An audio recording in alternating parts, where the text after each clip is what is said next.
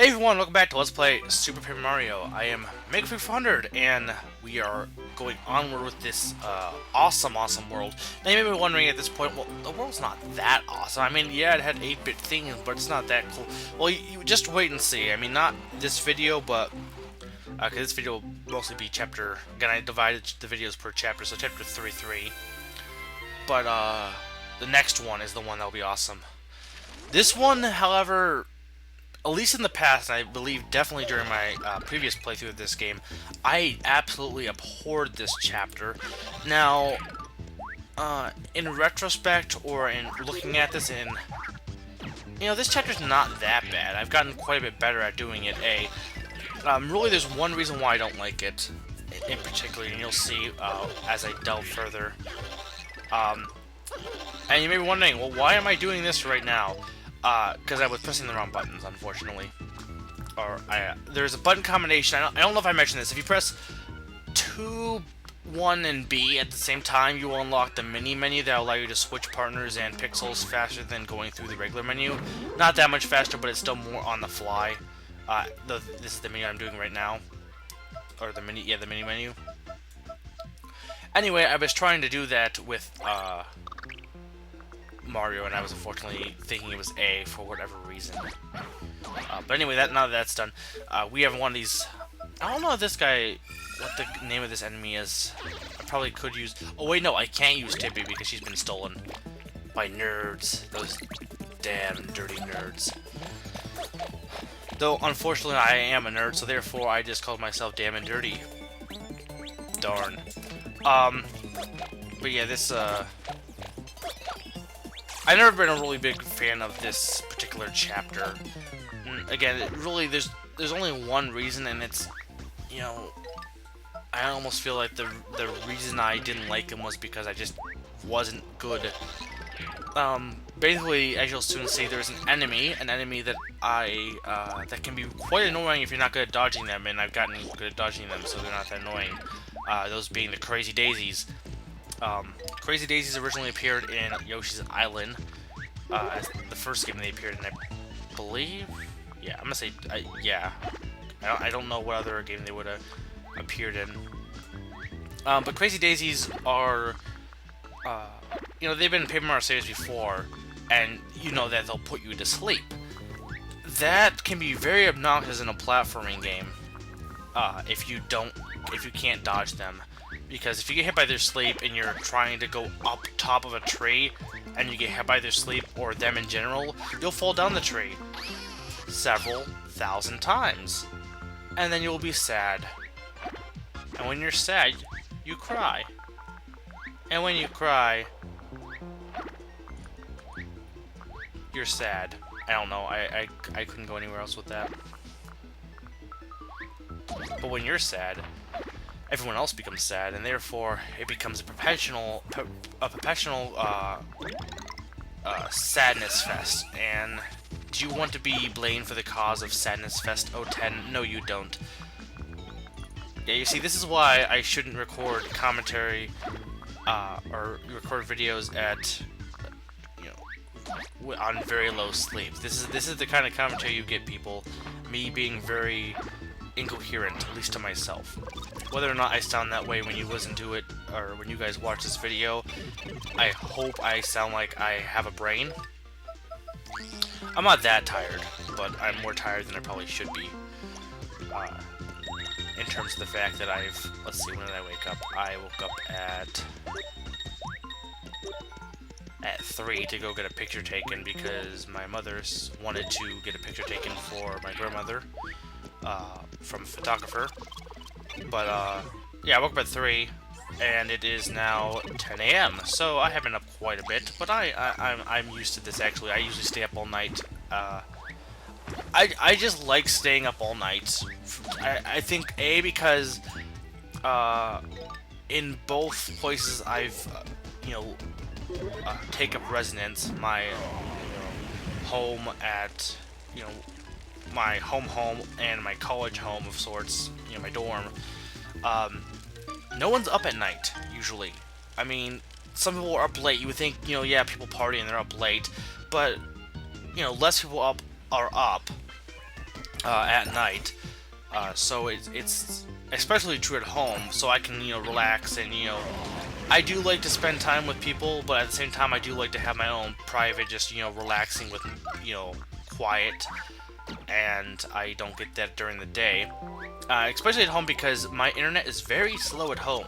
So for me, if I try new things during the day, it also clogs up the internet a bit more and can cause my uploads to fail. I know that's happened in the past, which, I might think, oh, well, that's not big, they'll just redo it. Yeah, but my internet's so slow that it takes 3 hours to upload one of these videos. So, I know last week I did not upload, partly because I got really off track in terms of my uploading schedule. But, at the same time, though, I do, these videos take about 3 hours to, especially because they're so long. They wouldn't take as long as they wouldn't take as long if they were shorter videos. But, yeah, they've been taking about 3 hours to upload on my home connection, whereas in comparison at college, they take about, like, 20 minutes, though now they're longer, maybe, well, no, I think it's 5, but now they're longer, probably 20 minutes at the most. But either way, though, yeah, it's not that big a deal for me. You might be like, well, wow, you're very, take a break, dude. But no, what I usually do if I don't get off schedule is I'll upload these videos, and then I'll, while it's uploading and I won't touch the computer so that it won't fail, I'll just be playing games then. It just is a time management thing instead of playing games and then uploading and then have, I save my game playing time for when I'm, waiting, a video is uploading, usually. Now, sometimes I get off track and I'll play games because I'm really into a video game that, like, I was playing Epic Mickey one time and my upload was, I wasn't uploading it, or I think I was done uploading and I can't remember, but I know sometimes they're in the past, or I think Dark Dawn is probably the best example of that. I wouldn't be uploading, but I'd still be playing the games, which is nothing wrong with that. But yeah, either way, though, the 3-hour thing would be nice if I didn't have to take 3 hours, but, again, it's my whole thing about you can't really change the situation necessarily. I mean, I could, pay for better internet, but for me, my mother is paying for the internet, technically, or not technically, she is, at home, so really I have nothing to complain about. I'm getting free internet from her, so, if anything, I'm benefiting. And I can't change the situation that the internet is slow, so I can only change my reaction, which is to organize the time. And that's how, I handle things. Or at least attempt. I don't always succeed. No one is perfect, of course. But either way, yeah. So as you saw so far in this tree, the main issue is those crazy daisies will fire their sleepy bubbles at you, and those bubbles will, if they hit you, cause you to fall asleep. And if you're doing that in midair, it will cause you to fall, and you will, again, be depressed.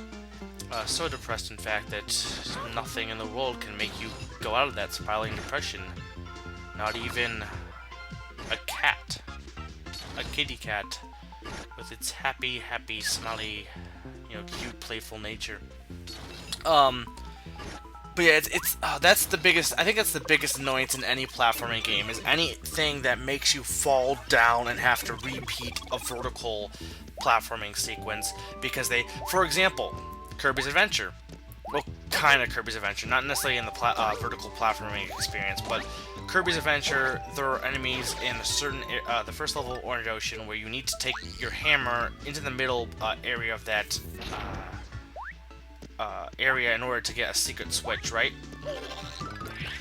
If you get hit by the burning enemies, or basically anything in that area, they cause you to get stunned, so you'll start, you won't be able to move, you'll be flying off, and unfortunately that room also has pits, tons of bottomless pits. So if you get hit by a burning enemy, you have a good 90% chance of falling into a pit before you can get unstunned and fly out. So yeah, that room sucks. And this is why for the longest time I haven't liked this area, because if you get hit by a Crazy Daisy, which, I feel like I've gotten better at, you will be forced to climb back up the tree. And I did this in my previous project, and hence why I didn't like this area. It's not that bad though, but yeah, overall so far that you might think this world, besides its whole look and feel, is kind of meh-ish. But I assure you, the next chapter is well worth it. Anyone who's played this game knows that the next chapter is well worth it. And here we have chain chomps. Have we seen chain chomps? I don't think we've seen chain chomps. But those are chain chomps. Trying around, like, you know, of all the Mario enemies, chain chomps I think are the ones that appear in the Zelda franchise. I know this is kind of a bizarre thing to bring up, but they're the ones I feel that appear in the Zelda franchise. That not feel. I think they do appear the most in the Zelda franchise, which I'm not sure why. I'm curious to know why. Maybe just Zelda franchise thinks the chain chomps work best, but I mean they appear in A Link to the Past. I think I'm pretty sure they appear in Minish Cap as well. I know they appear in Link's Awakening. I know they appear in... I believe they appear in Fortress Adventure. That might be all of them. There's a lot of... No, I think there's probably one in Oracle games, possibly too. But anyway, they appear in a lot of Zelda games, and I'm curious as to exactly why, compared to other enemies. Like, you know, Link's Awakening, there's a lot of references to other games, but, you know, that game was, you know, it was a dream, and it kind of made sense for that to be the aspect of it. But with, Chain Chomps, though, they first appeared in Link to the Past. And that wasn't a dream. Or was it? But, and you had to use the Boomer here to get this to actually work well.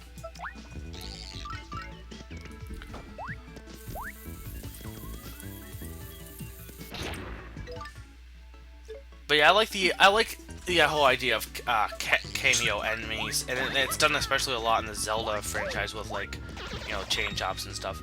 There's obviously other games that do that too. For example, Super Princess Peach has an enemy that is similar to Starfy.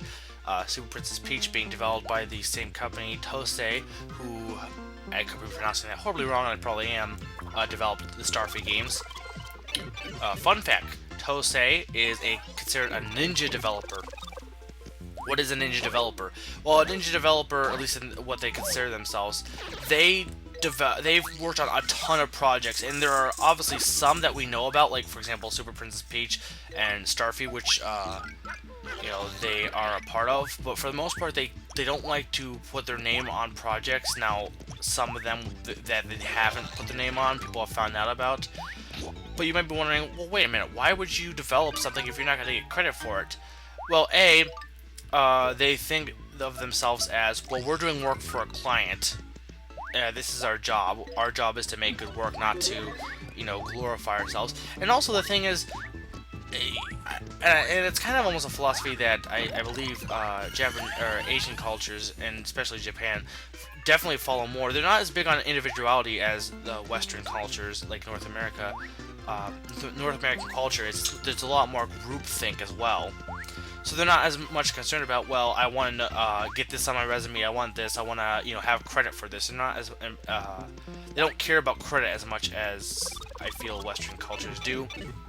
But also the whole fact is, you know, it's not about getting credit, it's about, you know, just doing the work, and, you know, if people like it, they like it. I think it's, you know, the whole group thing, plus, again, the whole, you're working for a boss. You know, they're more concerned about making their clients happy, not making, again, not the individuality of it. Anyway, festival of hair that ends upon your lips. That's the best description for a mustache ever. And he introduces himself, Dimentio does, even though we've met him before, and I believe he introduced himself in Chapter 1. So why are you doing it again? There is no reason for you to do this, Dimentio. We know who you are. You are awesome, and you have a cool hat. But we don't need to know who you are, because we do know who you are. You are Dimentio, Master Dimensions, and you are putting us in the green room. I mean, I like green screen and all, but, you know, you have to be really good at doing the effect. I'm not that great at making green screen effects. Oh, Dimension D. 256 times more potent. That is an odd number to pick, but I'm not going to complain. He can obliterate us with the raise of an eyebrow. I'd like to see you try. Like two gleaming banjos on a moonlit stoop. Yeah, if you haven't figured it out by now, this guy is basically, in my opinion, the Fawful version, or the Paper Mario version of Fawful. He's not exactly Fawful, but he definitely has kind of the same kind of quotable lines. So my first inclination was to use Bowser. Problem here is, Bowser can't jump well at all, so there is absolutely no reason to attempt using Bowser here. Because if you use Bowser, you will not be able to attack all that well. However, Peach is definitely a good choice because Peach can block his magic attacks with her umbrella or her parasol, whereas in comparison, Mario cannot. I wish I could have used Bowser though, because, or I wish I could get better hits on with Bowser than. If Bowser could jump better than, or if I had a certain pixel, which I don't have right now, I would have used Bowser because his fire ability would have been quite useful with that pixel, and he does more damage, and it wouldn't take nearly as long. And I love this little part of the song right here. Do do do do do do do. But yeah, Dimentio is, honestly, he's probably the most interesting battle we've seen so far. I mean, Chunks was just raw, I'm old Chunks, and Mimi was just, what the heck are you? Dimentio is just, he's suave, he's cool, he's awesome, he can make clones of himself. How is that not cool? But he's dead, unfortunately.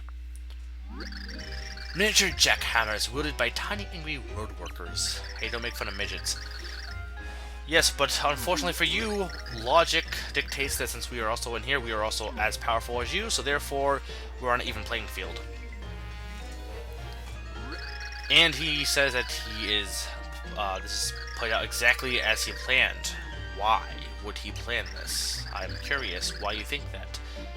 8-course meal. Well, I am hungry. And you switch positions, that was interesting. That's Dimension. No, you already met him, and yeah, he is familiar because you already met him. That's, well, no, technically you didn't. It was Mario, so I'll let that slide, Peach. A little more, perhaps. They're strong, but what? Defeat Black, but wait, you're his minion. Interesting. Yeah, actually, Peach's statement makes a lot more sense later on. Now that I think about it, because I forgot the fact that she was in Chapter 1. And I think I thought Tippy said that. I don't know why, because Tippy's not available in this chapter. But either way, yeah, for Peach to say that, that makes sense. If Mario was to say that, which he can't because he can't never talk in these games, that would make sense. And again, Bowser wasn't there either. So I guess, honestly, I just really misjudged it. But I do complain about the fact that he introduced himself to Mario, who he already introduced himself to. I don't think Mario has that short term of a memory. Anyway, the last hint, if you remember correctly, was the red wind. Use the red wind to do something.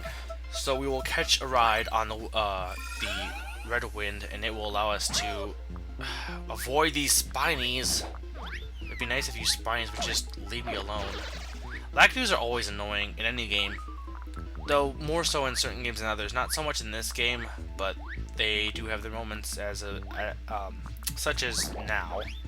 Anyway, yeah, unlike the white wind, the red wind is walkable, so we can walk on the red wind to get to where we need to go, which is warp pipe over here. Now, I believe there is a secret to the left of this area, but I did not go and get it because I forgot about it, and I don't feel like going back now. But yeah, that's all the time I have, really, and here is the end of the area. So next time we'll actually be doing the best chapter ever, the best section ever. We will be doing it, and it will be amazing and awesome, and cake. We'll have cake, because it's so amazing. Cake will just appear in front of you. How amazing it is. This has been Maker400 reminding you, materializing cake is awesome.